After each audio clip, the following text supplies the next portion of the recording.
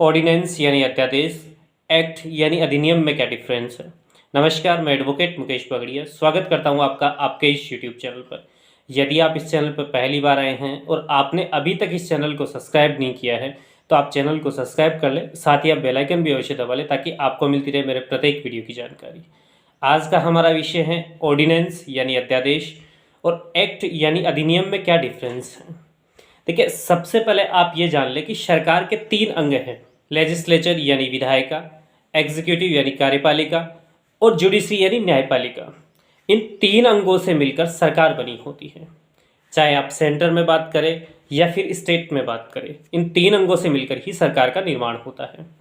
देखिए, जब भी सरकार को किसी प्रकार के कानून की आवश्यकता होती है तो सरकार उस कानून को बनाने के लिए, यानी जिस किसी विषय में कानून की आवश्यकता है तो उसका एक ड्राफ्ट तैयार करती है, एक प्रारूप तैयार करती है। उस प्रारूप को तैयार करने के बाद में सदन के समक्ष रखा जाता है। जैसे आपने एमएलए एमपी का नाम सुना होगा, तो ये प्रतिनिधि होते हैं जनता के। एमएलए मतलब विधायक और एमपी मतलब सांसद। तो इन्हें जनता चुनकर भेजती है। सांसद वगैरह होते हैं जो कि लोकसभा और राज्यसभा में चुनकर जाते हैं, जबकि जो विधायक होते हैं वो विधान परिषद विधानसभा में जाते हैं।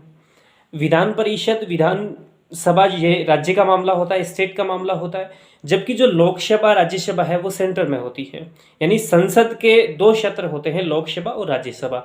इनमें जो सदस्य होते हैं वो सांसद होते हैं, एमपीज होते हैं, जबकि जो राज्य के अंदर जो स्टेट में जो जनता के प्रतिनिधि होते हैं वो एमपी होते हैं, विधायक होते हैं।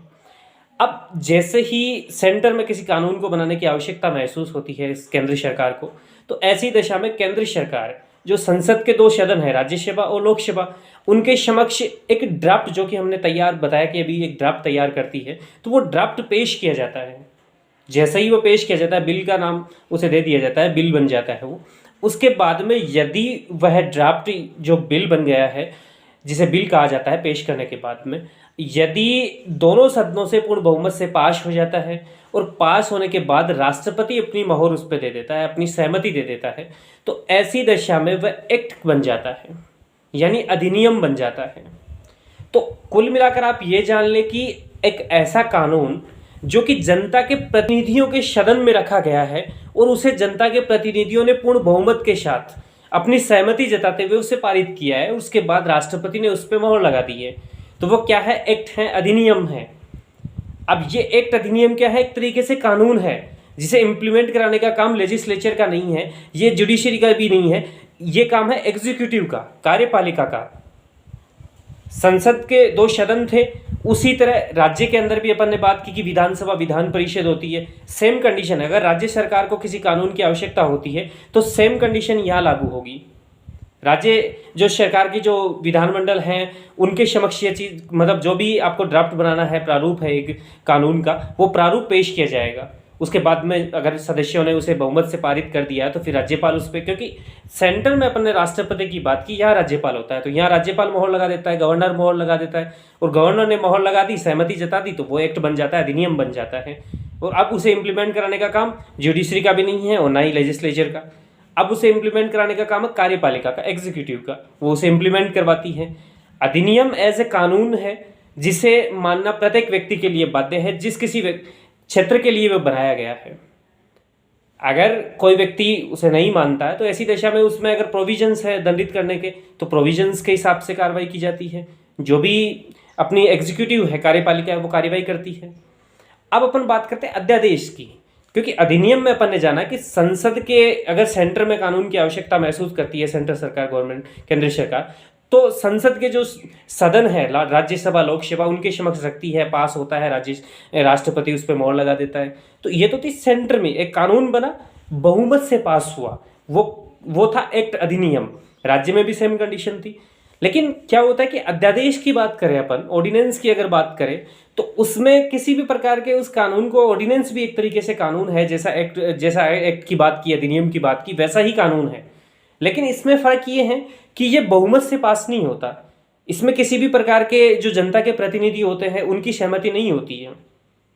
क्योंकि होता ये है कि जब भी जो संसद है, केंद्र सरकार की बात करें तो संसद है, तो जब सत्र में नहीं होती तो ऐसी दशा में कोई विकट परिस्थिति यहाँ पड़ी है, अर्जेंट नेचर की परिस्थिति है और कानून बनाने की आवश्यकता महसूस होती है सरकारों को, या फिर कोई स्टेट की बात करें, स्टेट में भी कानून बनाने की आवश्यकता महसूस होती है, विधानमंडल सत्र में नहीं चल रहा, तो ऐसी दशा में जो कानून बनाया जाता है, क्योंकि उसकी विकट आवश्यकता है, परिस्थितियां कुछ ऐसी है, कानून बनाने की आवश्यकता महसूस हुई, तो अब ये जो कानून बनेगा जो कि बहुमत से पारित नहीं किया जाएगा, जनता के जो सदन है, जनता के द्वारा जो प्रतिनिधि चुने गए हैं उनके बीच में उसे नहीं रखा जाएगा, उनके बीच में रखा भी नहीं जाएगा, उनका उन पर बहुमत भी नहीं होगा, विचार विमर्श भी नहीं होगा, तो ऐसी दशा में जो कानून बनेगा वो ऑर्डिनेंस कहलाएगा।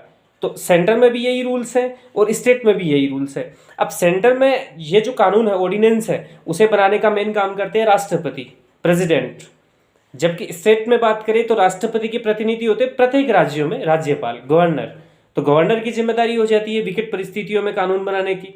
अब ये जो ऑर्डिनेंस होता है वो 6 माह तक प्रवृत्त रहता है। अगर 6 माह तक संसद वगैरह सेंटर में बात करें तो संसद अगर अस्तित्व में नहीं आती, सत्र में नहीं आती एक तरीके से कहा जाए तो ऐसी दशा में उस जो ऑर्डिनेंस है, अध्यादेश है, वो स्वतः रद्द हो जाता है, इम्प्लीमेंट नहीं करवाया जा सकता। सेम कंडीशंस लागू होती है स्टेट में। अगर 6 माह तक विधानमंडल सत्र में नहीं आता है तो ऐसी दशा में जो ऑर्डिनेंस है, जो अध्यादेश है, उसकी वैल्यू 0 हो जाती है, कोई काम का नहीं रहता। लेकिन एक कंडीशन और इसमें दे रखी है कि संसद वगैरह सेंटर में, राज्यों में विधानमंडल वगैरह अगर सत्र में आ जाते हैं 6 माह के दौरान ही, तो उनके पास 6 सप्ताह और बचते हैं। उस ऑर्डिनेंस को, उस एक्ट को या तो वो लागू कर सकते हैं, विधानसभा, विधानमंडल, संसद जो भी है, सेंटर में संसद है, तो वो उस सदन के समक्ष रखेंगे, पूर्ण बहुमत लेंगे सदस्यों का, तो ऐसी दशा में उसे निरंतर जारी रख सकते हैं। लेकिन अब वो ऑर्डिनेंस नहीं रहेगा, अध्यादेश नहीं रहेगा, यानी कि कोई भी ऑर्डिनेंस जो कि राष्ट्रपति सेंटर में, स्टेट में प्रेसिडेंट, अपने गवर्नर, इनके द्वारा बनाया गया था, अब उसकी समयावधि पूरी होने से पहले ही अगर उसे जो सदन है वो सत्र में आ जाते हैं और सत्र में आने के बाद पूर्ण बहुमत से उसे पास कर दिया जाता है, तो ऐसी दशा में वो ऑर्डिनेंस नहीं रहता, वो अध्यादेश नहीं रहता है, वो एक्ट का रूप ले लेता है। तो एक्ट में यानी अधिनियम में, ऑर्डिनेंस यानी अध्यादेश में सबसे महत्वपूर्ण अंतर आप देखेंगे तो यही है कि जो एक्ट हैं, जनता के द्वारा जो प्रतिनिधि चुने गए होते हैं उनके बीच में रखा जाता है उस एक्ट को, एक प्रारूप तैयार करके, और उसमें विचार विमर्श होने के बाद जनता के प्रतिनिधि उसे पास कर देते हैं, पारित कर देते हैं बहुमत के साथ में। और राष्ट्रपति सेंटर में और स्टेट में अगर बात करें तो राज्यपाल उसे अपनी मोहर लगा देते हैं, उस पर अपनी सहमति दे देते हैं कि ये कानून आज से हमने लागू कर दिया, बना दिया है। लागू करने का काम तो कार्यपालिका का है। जबकि जो ऑर्डिनेंस बने होते हैं, अध्यादेश बने होते हैं, वो जब जनता के प्रतिनिधियों का जो सदन होता है, संसद वगैरह, राज्यों में विधानमंडल वगैरह, वो सत्र में नहीं रहते। ऐसी दशा में कोई विकट परिस्थिति आ पड़ती है, तो ऐसी दशा में जब कानून बनाया जाता है राष्ट्रपति के द्वारा सेंटर में, स्टेट के अंदर राज्यपाल के द्वारा, वो अध्यादेश होते हैं, ऑर्डिनेंस होते हैं। अब ऑर्डिनेंस की वैल्यू कितनी होती है? एक्ट की वैल्यू तो लाइफ टाइम के लिए होती है, जब तक उसे निरस्त नहीं करवाया जाता। जनता का जो सदन है उसने बनाया, उसकी वैल्यू स्टार्ट हो जाती है जिस दिन से उसे इम्प्लीमेंट करना होता है। उनकी एक निश्चित अवधि है, 6 माह है। एक्ट की कोई निश्चित अवधि नहीं है, जब तक उसे लागू किया गया है, जनता के सदन ने उसे पारित किया है, उसमें विद इन लिमिटेशन दे रखी है कि यहाँ इतनी तारीख से लागू होगा और इतने दिन तक लागू होगा, या फिर लाइफ टाइम लागू रहेगा। जब तक उसे निरस्त नहीं कर दिया जाता, एक्ट बना रहेगा, प्रभाव में रहेगा, इनेक्टमेंट उसका रहेगा। लेकिन ऑर्डिनेंस में ऐसा नहीं है। उसे 6 माह के भीतर अगर कोई भी सदन है, राज्य में हो या फिर सेंटर में, अगर अस्तित्व में आता है, सत्र में आता है और सदन के समक्ष उसे रखा जाता है और जो जनता के प्रतिनिधि उसे बहुमत से पास कर देते हैं, तो फिर वो ऑर्डिनेंस नहीं रह जाता, अध्यादेश नहीं रह जाता, उसमें तब्दीली होकर वो एक्ट बन जाता है। तो कुल मिलाकर आप जान लें कि जनता के सदन के समक्ष रखा गया है, बहुमत के साथ उसे पारित कर दिया गया, राष्ट्रपति ने अपनी मोहर दे दी है, एक्ट है, अधिनियम है। अधिनियम को अगर लागू करवाना है तो एग्जीक्यूटिव को कुछ रूल्स बनाने होते हैं। ऑर्डिनेंस होते हैं, जनता के जो सदन हैं उनमें नहीं रखे जाते हैं, डायरेक्टली जो राष्ट्रपति हैं सेंटर में और राज्य में जो राज्यपाल है उनके द्वारा बनाए जाते हैं। तो उम्मीद करता हूँ कि आज का ये वीडियो आपको बहुत ही साधारण शब्दों में ऑर्डिनेंस और एक्ट के बीच में जो डिफरेंस है उसे समझाने में सफल रहा होगा। अब साथ ही मेरा आपसे निवेदन भी है कि आप इस वीडियो को ऐसे प्लेटफॉर्म पे जिनके माध्यम से लोगों में जागरूकता लाई जा सकती है,